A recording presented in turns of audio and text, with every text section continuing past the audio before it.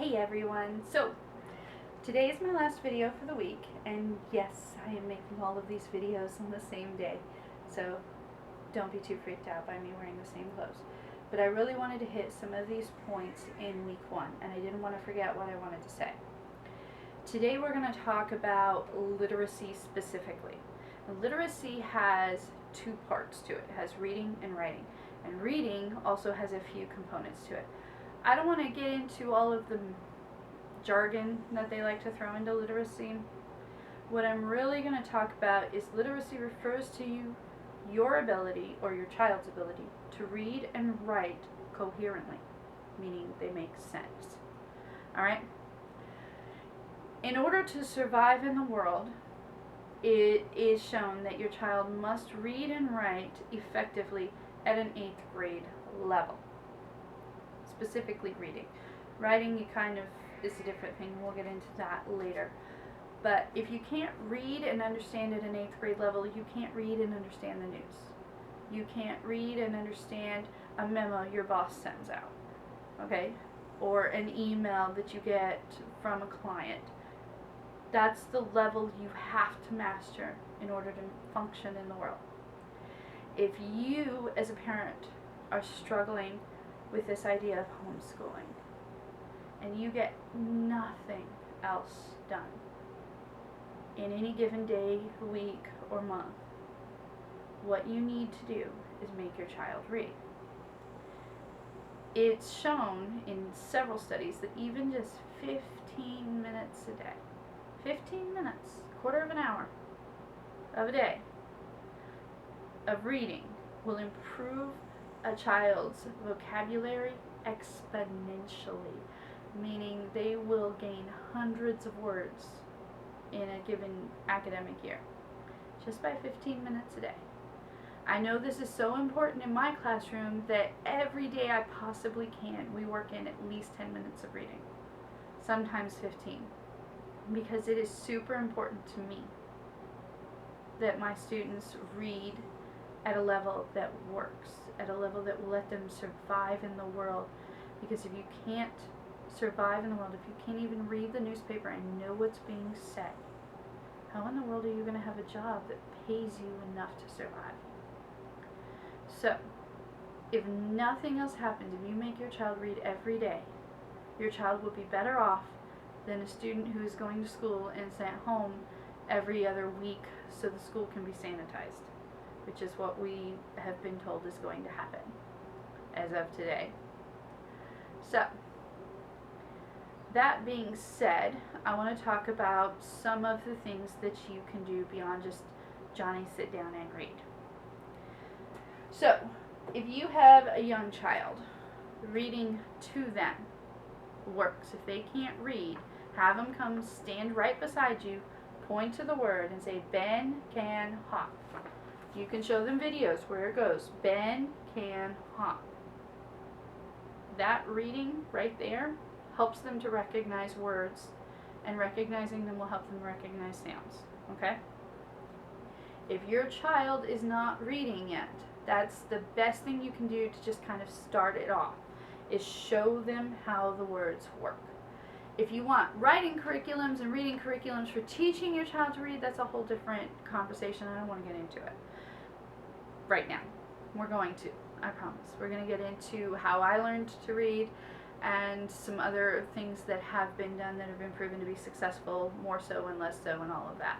That's a video for a later date. But right now, just reading to your child, if they can't read, just sit there and read for 15 minutes. If you struggle with this, if this sounds super overwhelming to you, because it can be, especially if you have a very young child who has a lot of energy, set a timer, promise them something you know they'll want, whatever that may be. Maybe you'll give them 10 minutes on your phone. I know my nephew would die for that. And just say, if you can sit here and let me read to you, then I will give you whatever it is you promised them. And you just read to them. And you set the timer for 15 minutes, and it will have a tremendous impact. If they're a little bit older and they can read, you want them to read it out loud to you. So you have them hold it, have them stand, because that makes them feel more important and it makes the event feel more important. And just have them stand in front of you on the couch and read for 15 minutes. Yes, you're going to have to put your shows on hold and hit pause and just do this for 15 minutes a day. And they go, yes, Hugs will rip the rug. Mom will be sad. And sit there and let them work through the sounds. If they get really stuck, help them. But otherwise, let them work through it. Try to get them to figure it out. Don't just give them the answer. That's for really young readers. For older readers, it's going to be a little bit easier for you and a little bit harder. So once they can read silently, you can have them sit and read silently for 15 minutes. But if they're reading silently, you don't know that they're reading. So you're going to have to do things to determine whether they're reading. You can have them draw a picture about what they read and put in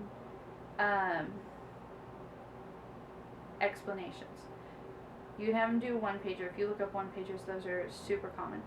You can have them do a poster about it. You can have them do a little written summary. What did you read in 3 to 5 sentences?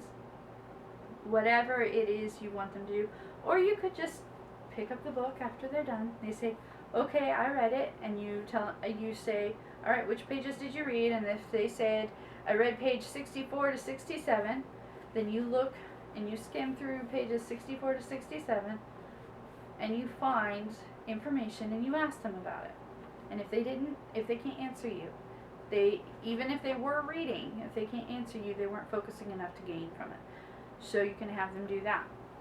Instead of time, if you want to do something else, later I'm going to go over a website called commonlit.com, and that has articles and short stories and excerpts from all kinds of literature, and it separates it by grade level. So you can say, well, my son is in the 5th grade, so I want to do something that's 5th grade level and a short story.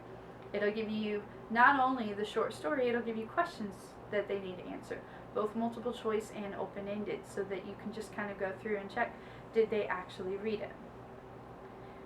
Those are also super useful, and I'm going to show you how to use that website later in a video next week. But it is one of the most common teacher websites too. Teachers use it all the time, especially if they have books that they don't really think are useful, which does happen periodically. I've had that happen. The other thing you can have them do if you are struggling getting them to read is have them read out loud to you. Even if they're capable of reading silently, making them read out loud makes it nearly impossible for them to pull the wool out over your eyes. If you can't get them to read novels and fun books, then make them read their textbooks. Whatever it is you want them to read. Sometimes it's good to let children choose, and sometimes it's good for you to choose too. Don't be afraid to say, no, I want you to read this book. Don't be worried about it. Yes, they're going to struggle with some of the things you have them do, but you're the parent. You know your child. You know their skill level, so you can push them. I do have, I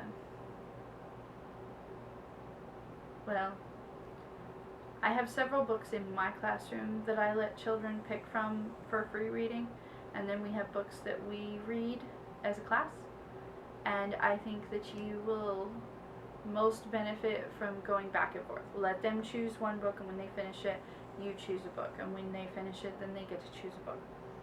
Whatever it is you're going to have them do, though, make sure they do it at least 5 days a week. Not 5 times a week, so they can't do all 5 times in one day. 5 days in a week. And then have some days off for it to sit in their brain and kind of build up. There's a certain element of writing that is intuitive. It comes from reading. So they will write like what they read. If you want them to write better, you need to make them read higher things. So sometimes you want to pick non-fiction reading for them to read so they understand how to do that. If you are wanting them to write a research paper, well, then you need to show them what research reads like. So you need to show them research, and that's going to be mostly your history and science textbooks are usually done really well that way. Other common research articles, you want to pick non-news articles. So like the Encyclopedia Britannica, you could have them read about tornadoes, and that's going to be a research paper. And so if you're wanting them to write research, you need to have them read research. If you want them to write a persuasive speech, then you need to have them read persuasive speeches. The State of the Union addresses, as far back as they've been recorded in U.S. history, are all persuasive speeches. One of my favorite persuasive speeches is John F. Kennedy's speech to Rice Academy. It's called The Race for Space. It is probably his most well-known speech. Well, actually, a quote from it even sits in the airport. After you land, you get off the airplane, and you are walking into the Boston airport. There is a big quote from that speech. So, that's my recommendation as far as literacy. If you don't get to math, if you don't get to history, if you don't get to science, if you don't get to grammar, that's fine. If you make them read 15 to 30 minutes a day, 5 days a week, every week between now and when life goes back to normal, your child is going to enter school leaps and bounds ahead of where he was, and probably ahead of any child that is just left in the school system, because they're going to have massive holes in their education from all of this in chaos. Alright? Literacy is a tricky thing, but it is super important. They need to read, and read some more. Read for fun, read for learning, read for entertainment, and read for education. Get your children to read, and the benefits will just build up, and they will be so much better off. One last piece of advice. Children are much more likely to be readers if their parents read. So if they see you reading, they're more likely to want to read. So don't be afraid to pick up a book too, and sit for 15 minutes with your child and read. And then go off and do whatever it is you want to do for fun. I hope you guys have a great day, have a good weekend, and I will see you again next week. I'll show you how to do Common Lit. I will show you some Khan Academy, some videos that you can do for science, and, well, let's see, that's math and science. And I have a history program that I will share with you. These are not necessarily endorsed by me, but they are ones I know of that have proven to be useful. So, till next time.